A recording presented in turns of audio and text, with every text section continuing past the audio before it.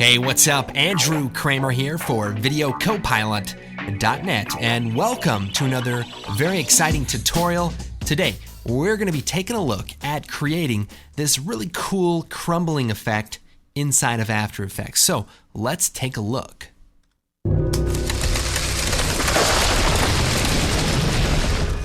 All right, so it's pretty interesting, and there's a lot going on. Now, it's a procedural effect, so you can see that the actual chunks of the wall are breaking off in the shape of the title or the graphic or whatever you want to put in there. And we have some dust and we have some micro bits flying around.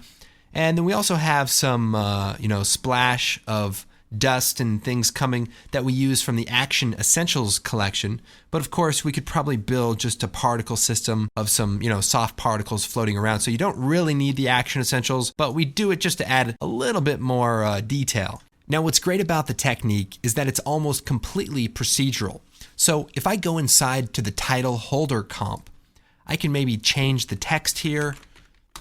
And then if I go into the final comp, basically, my dreams will crumble away. I mean, the word dreams will crumble away. So we'll take a look. We can see that it's all updated with the new title. So it's kind of a quick, easy way to change stuff. And frankly, it's kind of like a metaphor for life. We chase our dreams and they just end up crumbling away, and then we spend the next 20 years, picking up all the pieces. Get it? Because of the pieces. Anyway, I spent the last 20 minutes thinking of that joke and didn't go over very well. So let's just move on. It's great, but it doesn't have to be titles. It could be, it could be logos, and it'll all just work right in with this process. So it's going to be a lot of fun, and hopefully we'll learn some cool stuff. All right, let's go and get started. First thing we're going to do is create a new composition. We'll make it half HD, 960 by 540, 24 frames per second. We'll do maybe 100 frames long. We'll hit OK. Now, the first thing I want to do is create our background. So we'll take this dirty concrete and, we'll scale it down a bit. Now, we're going to be doing a lot of things procedurally, so we're going to need to pre-comp things as we go. So here we have our background layer, and I'm going to go ahead and pre-compose that, and we'll call this BG and hit OK. Now the next step is to create our title. So we'll zoom in, we'll take the text tool, we'll type in here crumble, and we'll just scale that up. And we'll just kind of center it here a little bit. Now we can work on the look as we go. So we'll take this title, we'll choose Layer, Pre-Compose, and we're going to call this Title Holder, and hit OK. Now I'm going to also double click on that title holder, and in here we want to add some cracks. So we have this cracks.png, and we just drop it on there. It's basically just some gray, cracks from an image.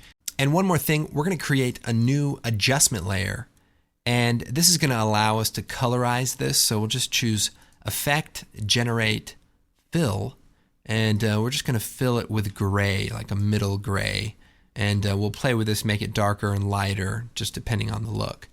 So that's good. We'll go back into Comp 1, and let's play around with the look of the final effect. All right, so the first thing I'm thinking is the background is a little washed out. So let's double click on that comp, and we'll do a little bit of color correction. So we'll choose Effect, Color Correction, Curves, and we'll just, darken it a little bit, maybe add a little red into the mix, and bring the blue channel down a little bit. So it's kind of warm, looks pretty good.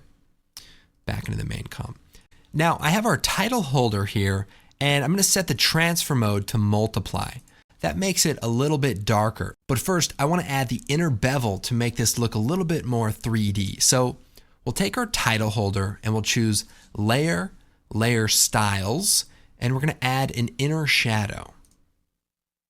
So that's pretty cool. It just kind of gives it a little bit of darkness, and we'll go down to the settings here, set this to 90 so it's coming straight above, and maybe turn the size down a little bit so it's not as soft, and the distance up just a little bit. So maybe we'll set that to 4, and we're also going to add a bevel emboss. So we'll choose layer, layer style, bevel and emboss, and again, let's play around with the settings. So we'll set it to an outer bevel.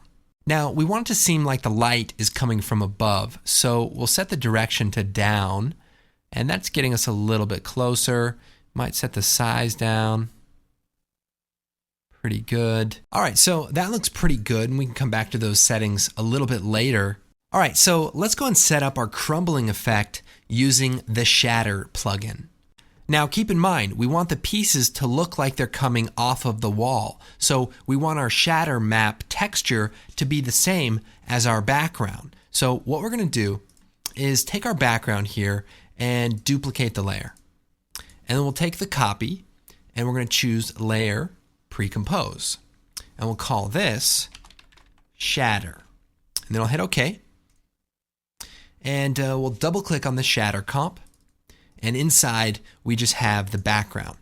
Now, I'm going to go ahead, in our comps over here, we have the title holder comp, which is basically our original outline of our logo or our graphic.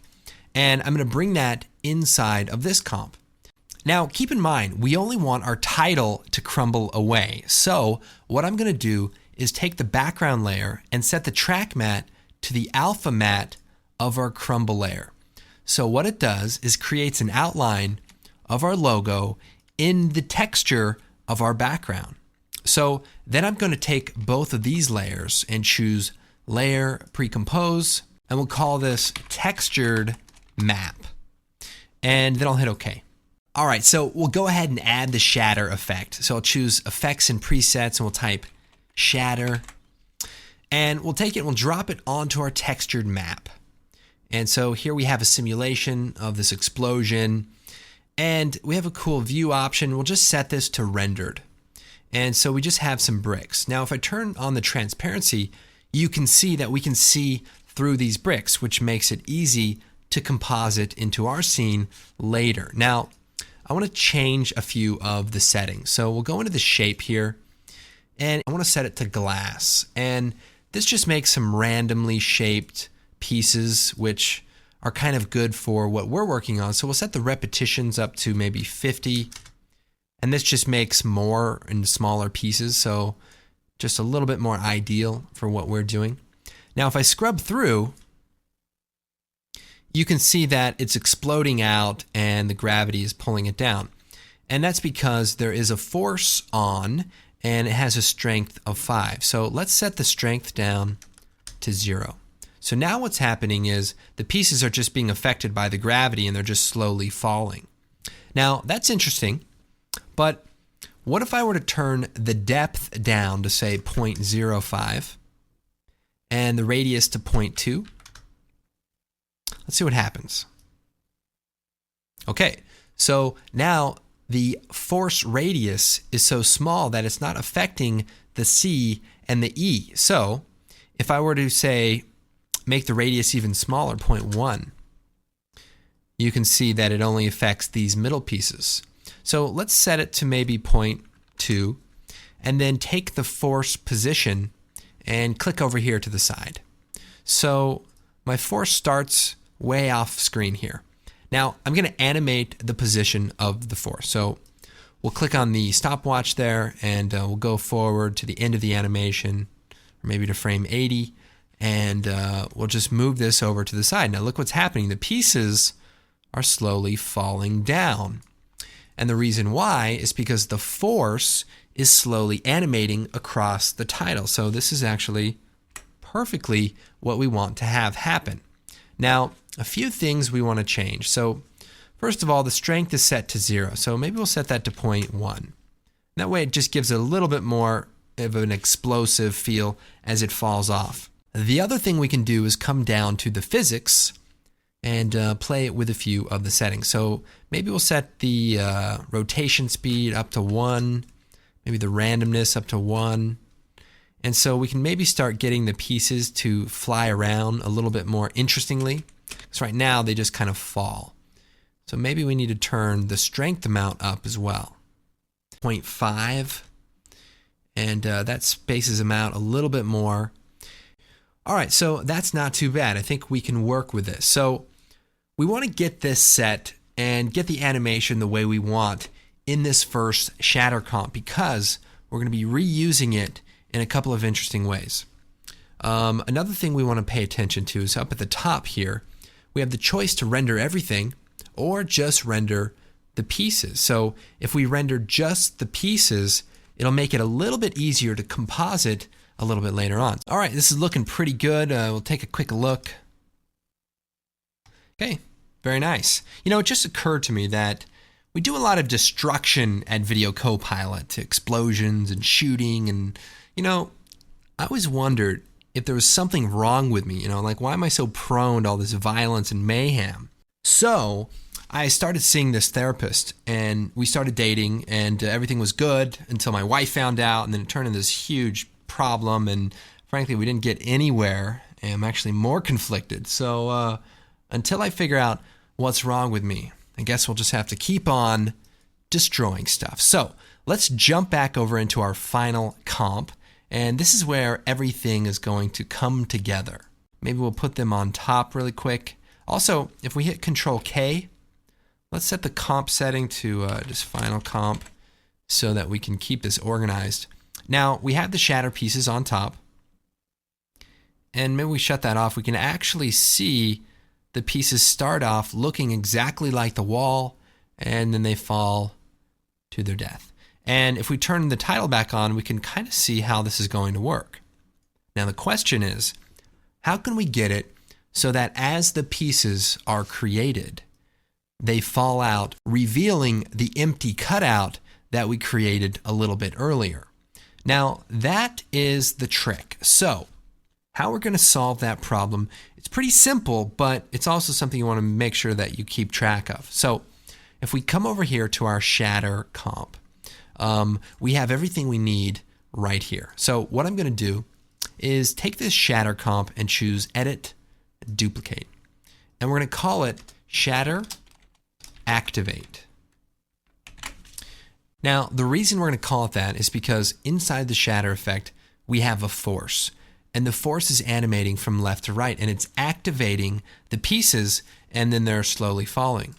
But what if we did something like this? What if we went into the Shatter Activate comp, and it's exactly like the previous comp, but we're going to go into the Effects Control, go into the Force, and set the Strength down to 0.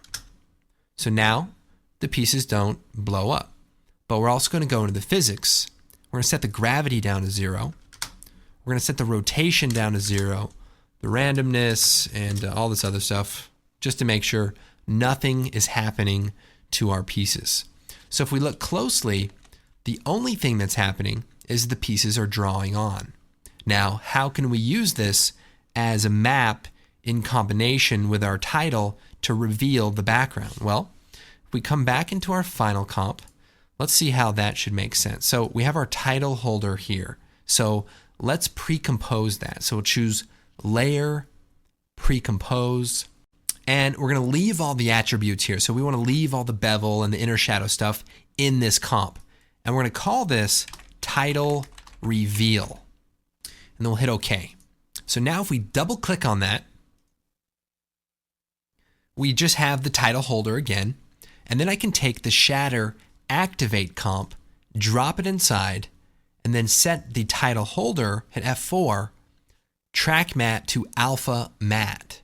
So now it should write on just with that shatter map. So if I go back into the final comp, it should perfectly sync together, because as those pieces are drawn on, they also turn into real geometry as they fall to the ground. And what happens is it leaves us a nice little cutout. So this is a very cool, very easy way to create this effect. All right, so we have the basic idea. Our wall crumbles and we reveal some text, but let's go and work on the look. Now, first thing I want to do is make this shatter actually have a little bit of a shadow as it comes off of the wall. So we'll duplicate the layer, Control D, And we'll take the underneath layer and we'll call it Shatter Shadow. And we'll choose Effect, Generate, Fill, and we'll make it black. And we'll choose Effect, Blur, Radial Blur. And we'll set this to Fading Zoom. And we're going to set the position to a very high point. So if we grab that little point or just take the center here and click, we want to just move it up really high. And if we turn the amount up, maybe to about 5, it starts creating a little bit of a shadow. So this just might work. Now it's a little abrupt, but once we get the motion blur and everything on there, it should look pretty nice. You know, I just thought of something that I didn't really even do in the example that will actually make this look a lot better. Remember, our light source is coming from above.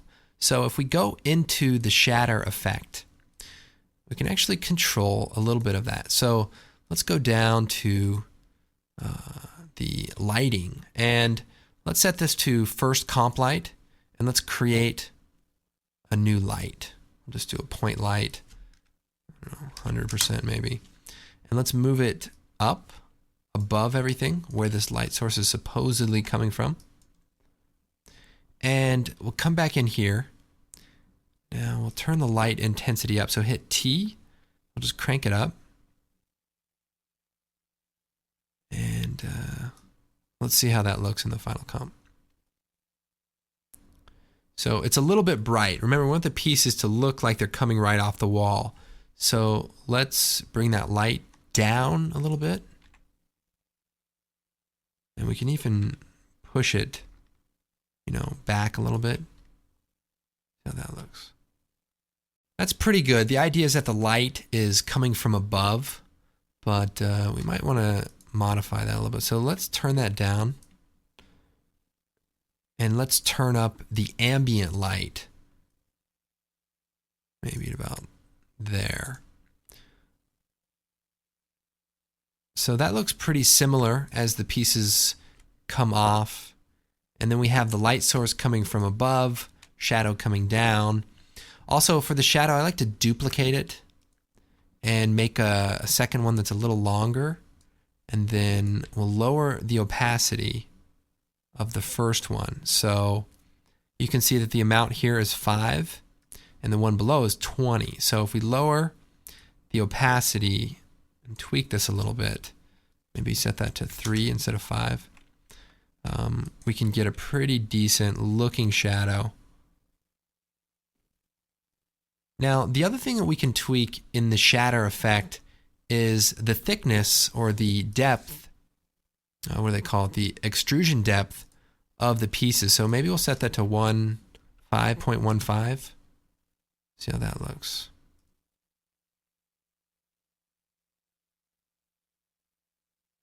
You know, I could work with that.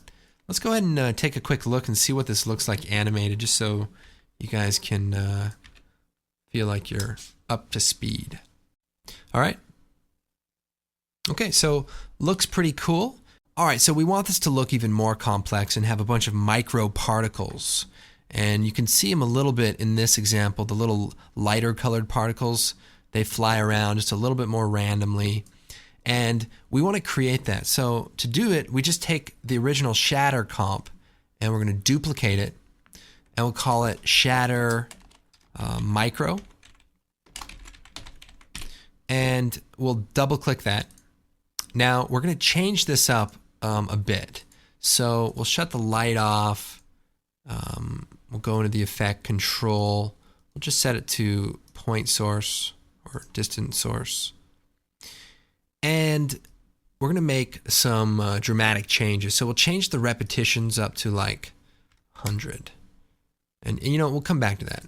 First thing we need to do is we need to limit the amount of this image that we're actually processing, because if we add this many particles to the system already, it'll look repetitive and it'll look like the text is actually shattering, you know, twice. So what we need to do is create a smaller version of this or an outline. So let's go ahead and choose matte simple choker, and believe me, this took some time to figure out. And so what I've done is I've used the simple choker to choke out the outer edge. So we'll set that to about 3, maybe 4. And then I'm going to choose Effect, Channel, Invert. And I'm going to invert the alpha. So now I'm subtracting that original alpha. And then we'll choose Effect, Channel, Set, Matte. And I'm adding back the original alpha. So then if we take the stretch matte off, basically I'm creating a procedural outline. And the reason we go through these steps is that way, if you go into the title holder and you change this, it will update appropriately because all of these effects are procedural. They're not based on specific areas of the image. So definitely works out to the advantage. Then we take the shatter effect, put it after that, and now we're only shattering the pieces from the original result there. And this is good. So let's again turn these up to maybe 150. I mean, these should be quite small. And the strength, let's crank this up a little bit. So these pieces should fly around a little bit more dramatically. So let's go back to our final comp and drop in the microparticles. Now we could add a shadow to these, but I probably won't. I'm actually going to even use a curves adjustment to brighten them up. And, you know, might even make them a little bit smaller. You know what? Let's try a different type. Maybe instead of glass, I don't know, crescents. I mean, they're so small, you shouldn't really be able to tell what they are. Now, we might set the extrusion down to maybe 0.05 and maybe the strength down to 1.75. So that's pretty good. They just look like random little bits. So back to the final comp. Take a quick look.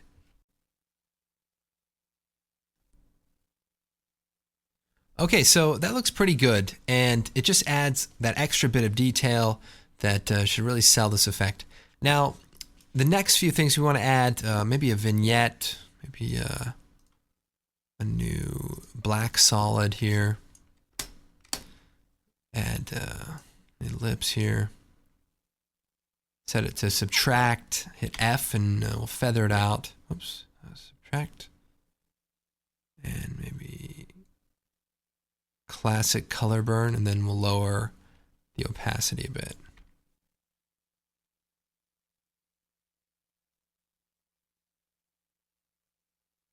So just make it a little more dramatic. Excellent. Now we're going to be using some elements from our Action Essentials 2 collection, specifically the 720p version, which is our high definition collection of action stock footage, explosions and blood and fire and smoke. And we're going to be using some of the dust elements, which are really helpful. So check that out. Now, if you don't have it, you can use Particle World. Check out the disintegration tutorial, and we create some different smoky type of particle systems that you could probably use in place of it. But for now, we're going to come over here, take the dust falling element, and we'll just bring it out. Now, in order to make this a little quicker, we're going to shut off all of the particles falling except for the main shatter falling pieces. So here we go. This particular element actually has 4 elements built into it. So we did, the shoot, and instead of just wasting a whole clip, we put the 4 variations on a single clip. So if we take it, we can just grab a rectangle mask and just draw a shape right down the middle for each one. So then I can duplicate this, double click on the mask, and then slide it over. And so now I have 2 of the elements in a separate layer. That'll be good. Now we can make a few copies of this or whatever, but what I'm going to do is maybe I'll take the rectangle tool and feather off the top here. So we'll hit subtract, turn up the feather amount. Same thing for the other one here. Grab the top, subtract, hit F, and feather it out. And the reason why is we want this element, let's see, kind of hard with just a little bit of space here, but we'll take one of the elements and we want it to start falling just as the crumbling happens. So we could lower the opacity down here, and then we have this one element beginning to crumble. And then we can take the next one and we'll just cascade it. So we'll slide it over and it'll start crumbling as the next one opens up, and maybe we'll lower the opacity also. And then just randomize the clip. So we'll duplicate one, maybe randomize the scale and where it emits from. And again, we'll offset the time of it so that they seem to just crumble out. So then we'll duplicate them all, Control D, and I'm just going to slide these over. There we go.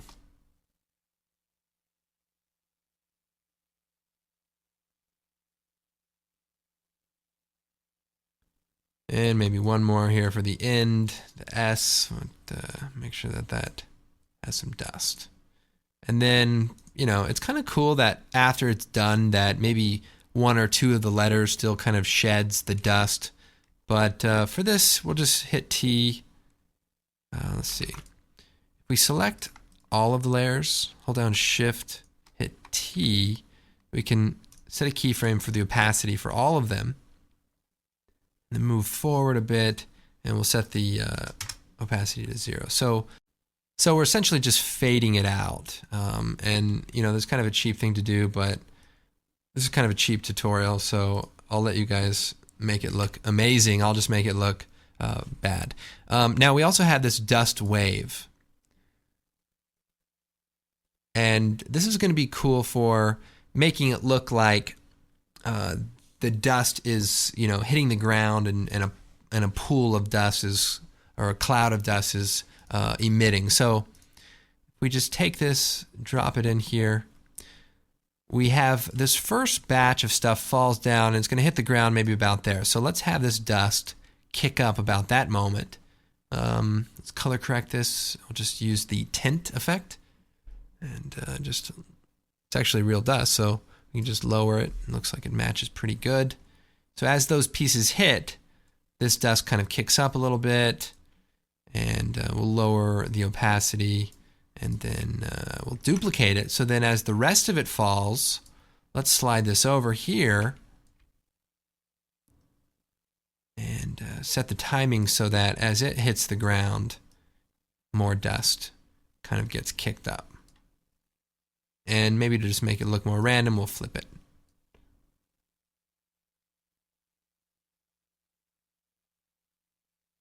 All right, cool.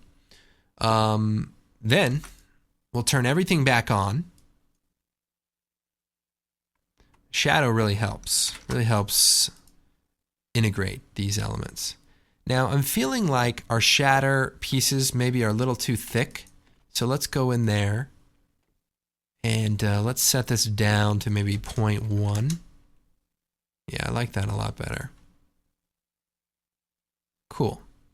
Now, the final step, and believe me, I left it for last because it is also the slowest step, is to add motion blur. Now, the problem with the shatter effect is it doesn't have built-in motion blur, and even if it did, I'm sure it would be extremely slow.